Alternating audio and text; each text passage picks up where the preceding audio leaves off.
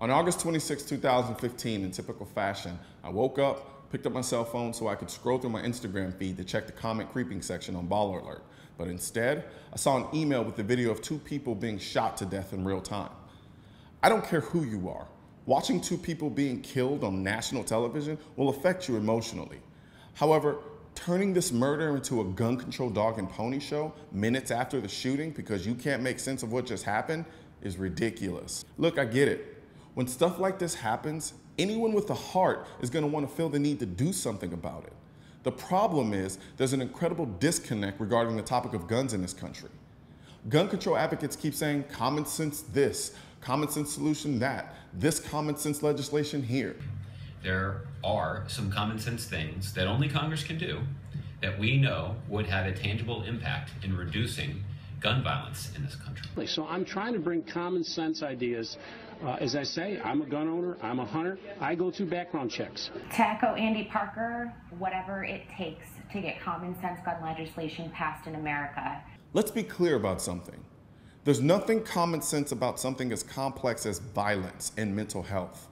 There's a cornucopia of existing gun laws already, and we've exhausted all of the common sense ones. Now we're at the hard part, and that doesn't mean passing arbitrary feel-good laws that will do more to hurt good people than they will the bad.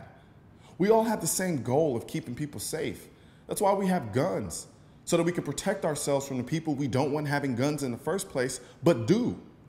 Unfortunately, reality dictates we don't know who those people are until they're beating, stabbing, or shooting at us. A psychopath lowlife who couldn't deal with the fact that no one liked him, which probably included his mother, records a video of himself killing two innocent people in cold blood, and then uploads it online like a low-budget reporter that he was, and then sends out some bullshit manifesto complaining about being the last of the black gay Mohicans. And in response to this atrocity in her typical robotic fashion, Hillary, where are the emails Clinton, starts talking gun control before they can cover the bodies of the deceased. And there is so much evidence that if guns were not so readily available, if we had universal background checks, if we could just put some time out between the person who's upset because he got fired or the domestic abuse or whatever other motivation.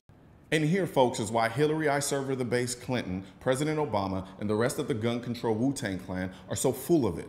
They try to take advantage of people's ignorance about guns and their emotional response to horrible events to win votes and push an agenda that fosters an unhealthy dependence on the government, which does nothing but put more power into the hands of the people who only care about you during election season. To people who don't know much about guns and don't care to learn and simply want the killings to stop, more background checks, waiting periods, and a high-capacity magazine ban and assault weapons ban sound amazing and harmless. And gun control advocates know this. They know they can't ban guns outright, so they do it slowly and methodically. They bank on these measures not working so that when the next shooting happens, they say, well, that didn't work, so now we need to do more. And before you know it, we're banning guns outright. You should at least have to pass a background check to show you're not a criminal or someone legally prohibited from buying one. And that's just common sense.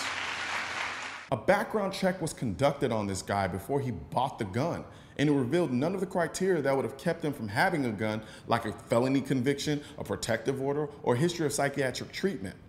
All of this exemplifies what I've been saying for years. There's no background check on the planet that's going to prevent a crazy person from getting a gun if they haven't done anything crazy or violent before the background check.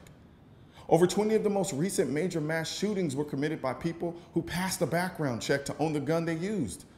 Now some say, well, we already have background checks. And they're right. Over the past 20 years, those background checks have kept more than 2 million dangerous people from buying a gun. But the loopholes that currently exist in the law have allowed way too many criminals and folks who shouldn't be getting guns. It's allowed them to avoid background checks entirely. And don't get it twisted. A universal background check simply means you can't sell or buy guns privately without a background check. And I've already talked about how there's no way to enforce a universal background check without creating a gun registration, which history has proven leads to a gun confiscation. You say guns will be taken? No one will be able to be armed. We will take all weapons. That happened today in this wealthy neighborhood where homeowners had armed themselves to protect their mansions. Residents were handcuffed on the ground, In the end, police took their weapons but let them stay in their homes. They were a little bit threatened because our weapons were bigger than their weapons. But Marie remembers how upset she got when the police department threatened to take her firearm. You're letting the thugs get away with everything, and you're coming to honest, good citizens and taking away their protection, and it is wrong, wrong, wrong.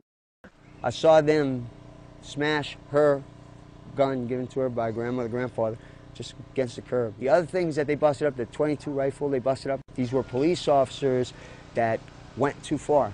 This is like Australia. All of a sudden, boom, they got our rights. Not to mention, even if there were universal background checks, none of the over 20 mass shooters would have been stopped by it. In 2013, over 10,000 people died because of intoxicated driving. Common sense would dictate, put a car breathalyzer in every car so that if you blow and your alcohol level is above a preset limit, your car doesn't start. This would single-handedly stop drunk driving accidents in its tracks. Yet, if this were ever passed, it would be met with outrage by not only the country, but anti-gunners as well.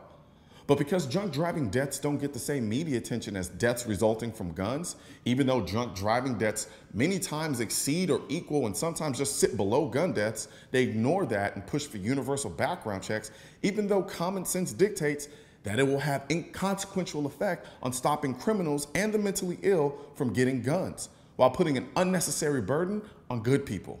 Now Hillary, I got the election in the bag, Clinton is going all kindergarten cop on us by wanting to institute a federally mandated timeout period.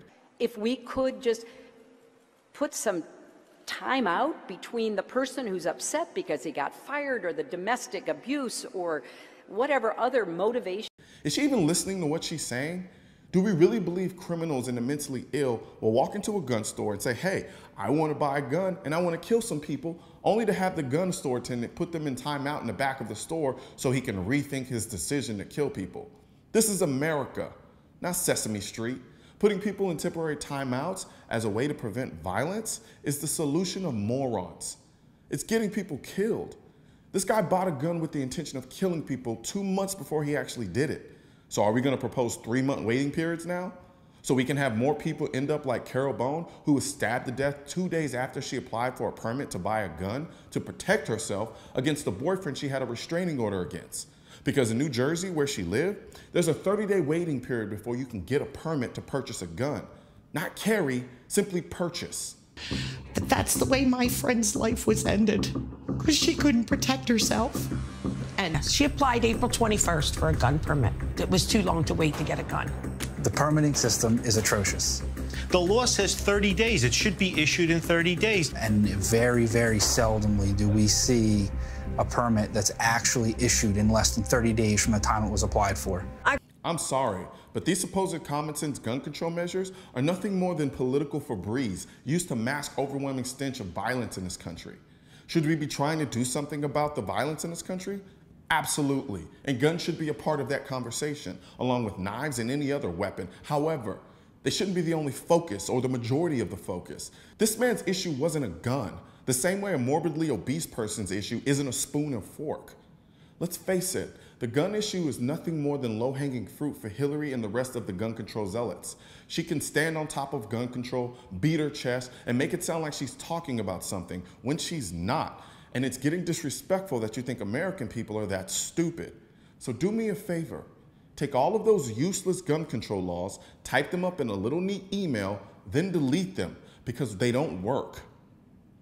And to the parents of Allison Parker and Adam Ward, I have no right to tell any parent how to grieve for the loss of their child.